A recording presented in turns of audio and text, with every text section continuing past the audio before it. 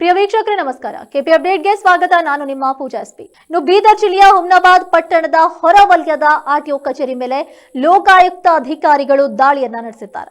ಬೆಂಗಳೂರು ಲೋಕಾಯುಕ್ತ ತಂಡದ ಅಧಿಕಾರಿಗಳಿಂದ ಶುಕ್ರವಾರ ಬೆಳಗಿನ ಜಾವ ದಾಳಿಯನ್ನ ನಡೆಸಲಾಗಿದೆ. ಲೋಕಾಯುಕ್ತ ಡಿವೈಎಸ್ಪಿ ವಸಂತ್ ನೇತೃತ್ವದಲ್ಲಿ ಈ ದಾಳಿ ನಡೆದಿದ್ದು, ಲೋಕಾಯುಕ್ತ ಇನ್ಸ್ಪೆಕ್ಟರ್ಗಳಾದಂತಹ ಶಂಕರಪ್ಪ, ವಿಜಯ್ ಕುಮಾರ್ ಇತರೆ ಅಧಿಕಾರಿಗಳು ಈ ದಾಳಿಯಲ್ಲಿ ಭಾಗಿಯಾಗಿದ್ದಾರೆ. ದಾಳಿ ಸಂದರ್ಭದಲ್ಲಿ ಆರ್ಟಿಒ ಅಧಿಕಾರಿಗಳಾದಂತಹ ಮಹೇಶ್ ಕುಮಾರ್, ರವಿಶಂಕರ್, ಪ್ರಕಾಶ್ ಕಚೇರಿಯಲ್ಲಿ ಉಪಸ್ಥಿತರಿದ್ದರು. ಬೆಳಿಗ್ಗೆಯಿಂದ ಅಧಿಕಾರಿಗಳ ತಂಡ ನಿರಂತರ ದಾಖಲೆಗಳ ಪರಿಶೀಲನೆಯನ್ನ ನಡೆಸ್ತಾ ಇದೆ.